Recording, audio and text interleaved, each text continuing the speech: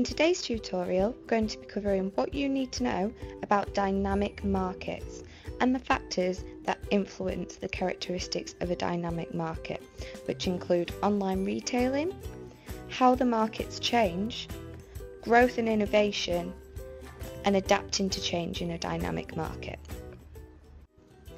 A dynamic market is a market that is always changing. The best way to understand what dynamic market means is to compare it to a stable market. So if you consider the market for chocolate, okay, that's a stable market. The demand for chocolate doesn't change, even when economic variables such as income change. The sales of chocolate remains pretty consistent.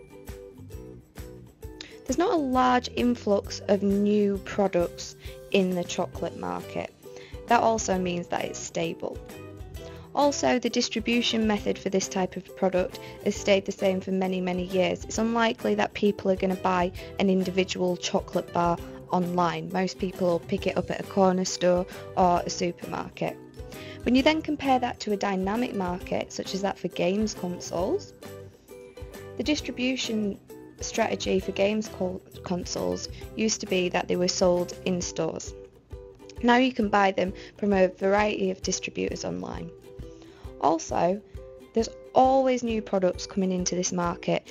Innovation is driving the growth in this market. There's always new competitors coming and going, and the technology is always improving. The demand for games consoles isn't consistent when economic variables change. So as people's incomes reduce, the demand for games consoles is likely to reduce. So this market is subject to far more changes than this market. Therefore, this one is dynamic and this one is stable. Another way of identifying a dynamic market is by investigating its online retailing. According to research group IGD, in 2014, online grocery sales accounted for just 4.4% of the UK grocery market. As the market is so huge, currently valued at 175 billion, it still comes to a tiny sum, 7.7 billion, but that is less than the UK sales of Aldi and Lidl combined. So the amount of money spent on online retailing in the grocery market was 7.7 billion, and that's less than the UK sales of Aldi and Lidl combined. IGD forecast that by 2017, online grocery sales will have increased by 6% within the grocery market. So that's relatively stable, because although it's operating online, it's growing at a very slow rate. Let's now compare that. So if you consider ASOS, which has grown its online sales from 8.3 million in 2003 to 975 million in 2014 and a planned 2,500 million by 2020, you can see that rate of growth is dynamic. It's growing its online sales at a fast pace.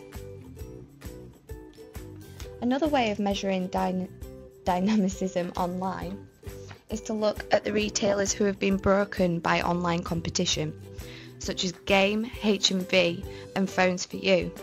In those markets, people who could not compete with the dynamic nature of online retailing in that market have failed. Markets change in numerous ways for numerous reasons. The one factor that we're going to focus on right now is income. So let's consider how people's income affects the market.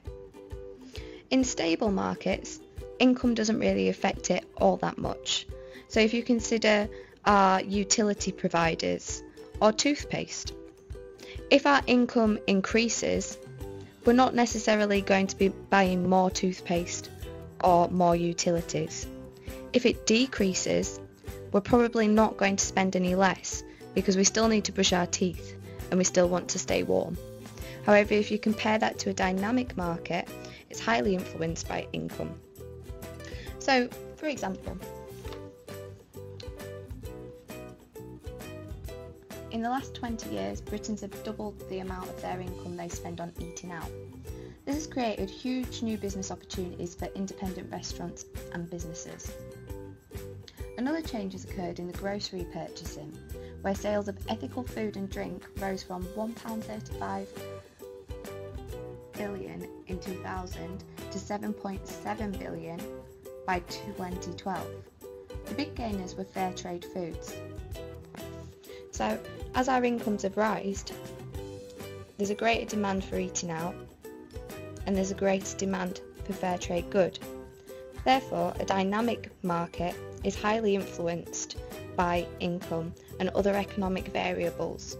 There's things in the external environment which influence the demand for these products in this market dramatically. Innovation means bringing a new idea to life, such as launching a new product or service onto the market. Innovation can help a business gain market share, but it can also spur market growth. So for example, when Coca-Cola launched Life in 2013, the company's head marketer said, "One of the driving factors behind our category's success is the relentless pace of innovation." And what he meant by that is that the growing rate of new products being introduced into the soft drink market is what's growing that market. That relentless pace of innovation is bringing new consumers into the market due to the new products that are being put into that market. So it's helped the market grow. Last year, innovation added 241 million in terms of value to the fizzy drink category. In other words, new products encourage customers to try something new and therefore boost market growth.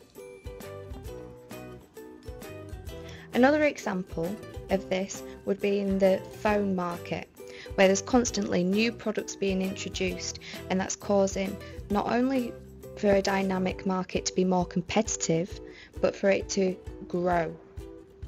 If you then compare it to a stable market, such as the market for gardening supplies, there are only a few key brands in this market, and there are only a few key products in this market.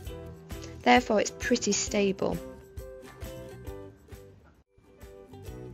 As we've already discussed, dynamic markets are always changing in numerous ways, whether it be the distribution method, economic variables, or growth and innovation within the market. The case of Coca-Cola Life is a classic example of adapting to change. With clear evidence that consumers were buying fewer cans of full sugar fizzy drinks, Coca-Cola brought out a product with 89 calories instead of 139 in the red can, in the hope of winning customers back. Heinz did something similar in the 580 million table sauce market. Spotting growing sales for chili sauces, they introduced a Mexican chili ketchup and sweet chili ketchup to the UK in 2013. As consumer tastes change and fashion changes and competitors come and go, every business needs to be clever about adapting rather than waiting and then being forced to change. Being able to adapt to change is essential for survival in a dynamic market. As we can see by the case of Game and HMV earlier, if you can't be dynamic and flexible towards distribution, economic variables, or to competitors' innovation and growth in the market, then you won't survive. What you need to do now is make sure that you review the information on dynamic markets. If you feel like you need a little bit more information, have a look in your Marcuse textbook, which is available on Moodle. Alternatively, post any questions that you have about the content on Edmodo and I'll get back to you. Next time in class, we're going to start off with a teamwork activity identifying different dynamic markets. Then we're going to do an investigation into how competitors affect the market. And then we're going to explore the principles behind product and market orientation. Okie dokie, look forward to seeing you in class.